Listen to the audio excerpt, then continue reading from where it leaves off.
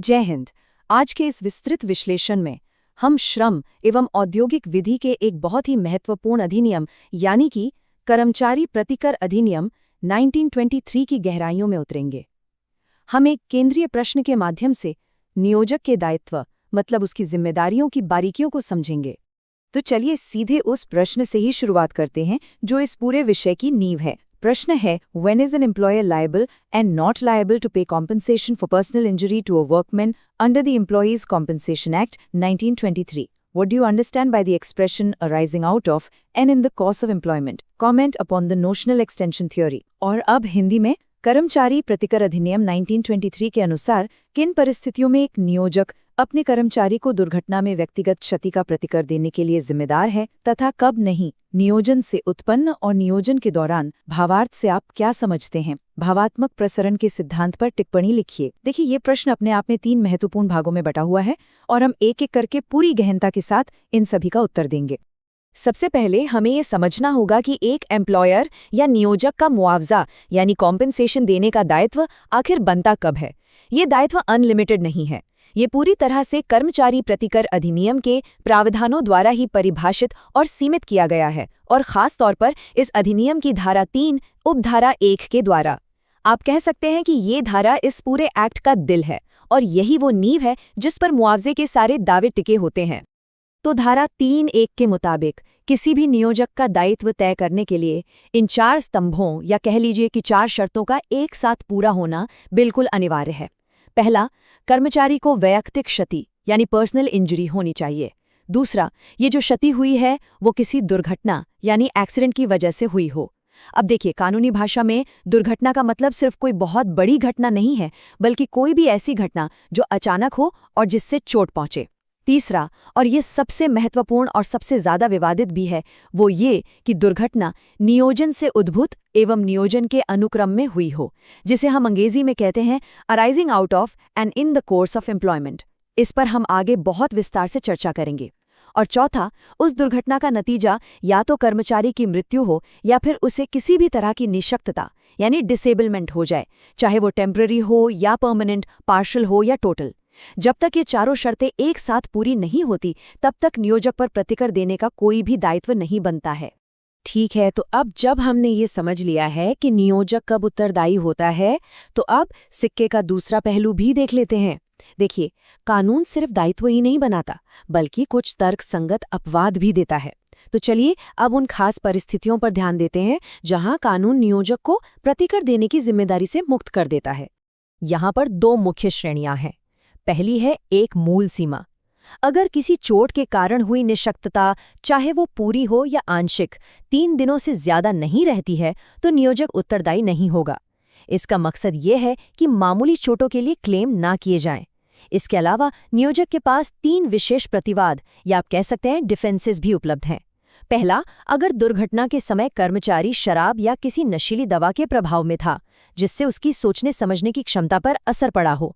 दूसरा, अगर कर्मचारी ने जानबूझकर मतलब विलफुली सुरक्षा के लिए बनाए गए किसी स्पष्ट आदेश या नियम को न माना हो। ये सिर्फ लापरवाही नहीं बल्कि जानबूझकर की गई अवज्ञा होनी चाहिए। और तीसरा, अगर कर्मचारी ने जानबूझकर किसी सुरक्षा उपकरण, जिसे हम सेफ्टी डिवाइस कहते हैं, को हटा दिया हो या उसे नजरअंदाज किया हो। लेकिन यहाँ एक बहुत ही महत्वपूर्ण बात ध्यान में रखनी है। ये तीनों प्रतिवाद तभी लागू होते हैं जब दुर्घटना से मृत्यु या स्थायी पूर्ण निःशक्तता यानी परमानेंट टोटल डिसेबलमेंट न हुई हो।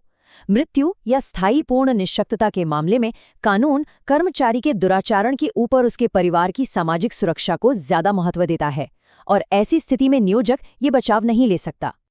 आगे बढ़ने से पहले एक छोटा सा निवेदन करना चाहूंगा।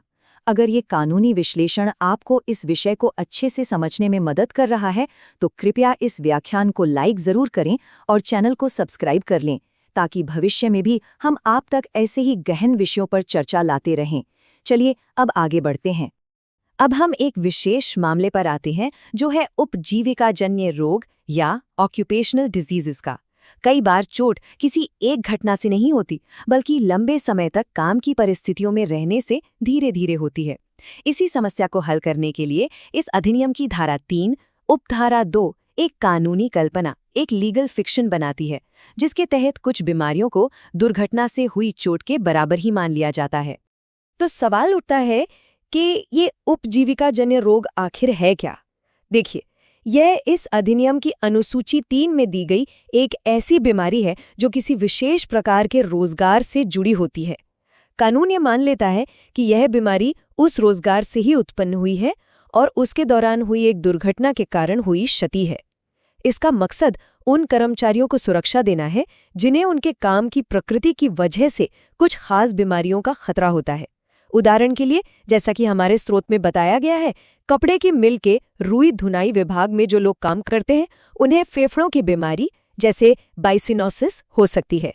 तो इस कानून के तहत यह साबित करना जरूरी नहीं है कि बीमारी किस एक दिन हुई, केवल यह साबित कर देना काफी है कि कर्मचारी उस खास रोजगार में था और उसे वो बीमारी हो गई जो अनुसूची में लिस्टेड है। इसे एक दुर्घटना से हुई चोट माना जाएगा और कर्मचारी मुआवजे का हकदार होगा। ये जो अनुसूची 3 है, इसे 3 भागों में बांटा गया है और हर भाग के लिए रोजगार के समय की जरूरतें अलग-अलग हैं। भाग क में जो बीमारियां लिस्टेड हैं, उनके लिए मुआवजे का दावा करने के लिए रोजगार की कोई न्यूनतम अवधि तय नहीं है। ये उन बीमारियों के लिए है जिनका असर जल्दी हो सकता है। भाग ख की बीमारियों के लिए ये जरूरी है कि कर्मचारी उसी नियोजक के पास कम से कम 6 महीने तक लगातार उस रोजगार में रहा हो। ये उन बीमारियों के लिए जो धीरे धीरे विकसित होती हैं। और भाग ग की बीमारियों के लिए, जैसे सिलिकोसिस, रोजगार की अवधि वही होगी जो केंद्र सरकार द्वारा नोटिफाई की जाएगी। चलिए, अब हम अधिनियम के सबसे महत्वपूर्ण और सबसे ज्यादा विवादित वाक्यांश पर वापस आते हैं, नियोजन से उत्पन्न या अराइजिंग आउट ऑफ एम्प्लॉयमेंट। नियोजक का दायित्व तय करने के लिए इस वाक्यांश को समझना बेहद जरूरी है। आप यकीन मानिए, मुआवजे के लगभग सारे मामले इसी एक वाक्यांश की व्याख्या पर ही निर्भर करते हैं। इन दोनों वाक्यांशों में एक बहुत बारीक लेकिन महत्वपूर्ण अंतर है। नियोजन के अनुक्रम में या in the course of employment का सीधा संबंध दुर्घटना के समय और स्थान से है। ये बताता है कि दुर्घटना तब हुई जब कर्मचारी अपनी ड्यूटी पर था और उस जगह पर था जहां उसे होना चाहिए था। दूसरी तरफ, नियोजन से उद्भूत या अराइजिंग आउट ऑफ एम्प्लॉयमेंट एक कारण संबंध यानी कॉजल कनेक्शन की मांग करता है। इसका मतलब ये है कि रोजगार और चोट के बीच एक सीधा ताल्लुक होना चाहिए। चोट का जो स्रोत है वो रोजगार ही होना चाहिए, यानी रोजगार की प्रकृति ही कुछ ऐसी हो कि उससे वह विशेष खतरा पैदा होता हो जिसके कारण दुर्घटना हुई। इस कारण संबंध को परखने के लिए अदालतों ने अक्सर लॉर्ड समनर द्वारा Lancashire and Yorkshire railway company बनाम हाइली मामले में दिए गए परीक्षण का इस्तेमाल किया है। तो निर्णायक परीक्षण ये है कि क्या दुर्घटना इसलिए हुई क्योंकि कर्मचारी कोई ऐसा काम कर रहा था जो उसके रोजगार का एक हिस्सा था और उस काम ने उसे एक विशेष जोखिम में डाल दिया था। अगर इस सवाल का जवाब हाँ है, तो यह माना जाएगा कि दुर्घटना नियोजन से उत्पन्न हुई है। मतलब साफ है, वो खतरा कर्मचारी पर एक आम नागरिक के तौर पर नहीं, बल्कि एक कर्मचारी होने के नाते आया हो। आइए इसे एक असली मामले से समझते हैं। श्रीमती जी.वी. बेन बनाम शाहकरसन लाखा का मामला। इस केस में एक कर्मचारी को नाश्ता करने के बाद अपनी ड्यूटी पर वापस आते समय एक सांप ने काट लिया। अब आप सोचेंगे, सांप का काटना तो एक सामान्य खतरा है जो किसी को भी कहीं भी हो सकता है, लेकिन अदालत ने ये माना कि यह दुर्घटना नियोजन से उत्पन्न हुई थी। क्यों? क्योंकि कर्मचारी का उस विशेष जगह पर, उस विशेष समय पर मौजूद होना सीधे तौर पर उसके काम का ही एक हिस्सा था। उसके रोजगार की बाध्यताओं ने ही उसे उस स्थान के खतरे में डाला था, भले ही वो खतरा सांप के काटने जैसा सामान्य ही क्यों न हो। इससे यह बिल्कुल स्पष्ट हो जाता है कि कारण संबंध स्थापित होना ही सबसे महत्वपूर्ण है। अब हम अपने प्रश्न के अंतिम भाग पर आते हैं, जो है भावात्मक प्रसरण का सिद्धांत, या जिसे अंग्रेजी में नोशनल एक्सटेंशन डॉक्ट्रिन कहते हैं। यह एक ऐसा सिद्धांत है जिसे अदालतों ने विकसित किया है और यह कार्यस्थल की पारंपरिक सीमाओं को बढ़ा देता है। न्याय देने के लिए न्यायालयों ने यह माना है कि रोजगार केवल फैक्ट्री के गेट के अंदर ही सीमित नहीं होता। तो ये सिद्धांत क्या कहता है? ये कहता है कि एक नियोजक की जिम्मेदारी केवल उसके ऑफिस या फैक्ट्री की भौतिक सीमाओं के भीतर हुई दुर्घटनाओं तक ही सीमित नहीं है।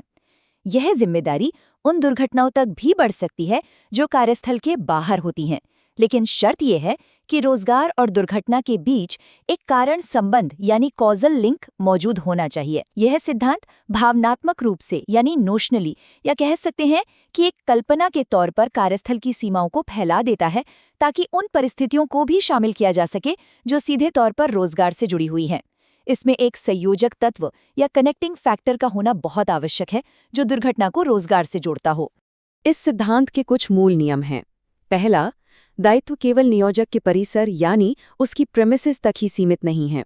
दूसरा, रोजगार के साथ एक सीधा या कम से कम एक अप्रत्यक्ष कारण संबंध होना अनिवार्य है। तीसरा, दुर्घटना के समय और स्थान का नौकरी से कोई न कोई संबंध होना चाहिए। इसमें काम शुरू होने से कुछ समय पहले और खत्म होने के कुछ समय बाद का एक वाजिब समय भी शामिल होता है। और चौथा, ये उन जोखिमों को भी कवर करता है जिनका सामना एक कर्मचारी अपने रोजगार से संबंधित दायित्वों को पूरा करते हुए करता है, भले ही वो कार्यस्थल से दूर ही क्यों ना हो। इसका सबसे अच्छा उदाहरण है काम पर जाते समय या काम से घर लौटते समय अगर कर्मचारी नियोजक द्वारा दी गई ट्रांसपोर्ट सुविधा का उपयोग कर रहा है तो उस दौरान हुई दुर्घटना के लिए नियोजक ही उत्तरदायी होगा। अंत में इस पूरे विश्लेषण का निष्कर्ष ये है कि कर्मचारी प्रतिकर अधिनियम का जो पूरा ढांचा है वो गलती यानी फॉल्ट के सिद्धांत पर नहीं, बल्कि कारण संबंध यानी कॉजल कनेक्शन के सिद्धांत पर आधारित है। कानून ये नहीं पूछता कि दुर्घटना के लिए कौन दोषी था, वो सिर्फ ये पूछता है कि क्या चोट और रोजगार के बीच कोई सीधा संबंध था। हमने देखा कि नियोजक कब उत्तरदायी होता है, जब वो 4 शर्तें पूरी होती हैं। वो कब उत्तरदायी नहीं होता, जब 3 दिन की सीमा या विशेष बचाव लागू होते हैं। और कैसे नियोजन से उत्पन्न इस वाक्यांश की व्याख्या ने भावात्मक प्रसरण जैसे सिद्धांतों को जन्म दिया है। इन्हीं सिद्धांतों के माध्यम से कानून ने एक बहुत व्यापक सामाजिक सुरक्षा का जाल प्रदान किया है, ये स्वीकार करते हुए कि रोजगार से जुड़े जोखिम कारखाने की दीवारों से परे भी मौजूद हो सकते हैं। इन सभी सिद्धांतों को समझना नियोजकों और कर्मचारियों दोनों के अधिकारों और दायित्वों को समझने के लिए नितांत आवश्यक है।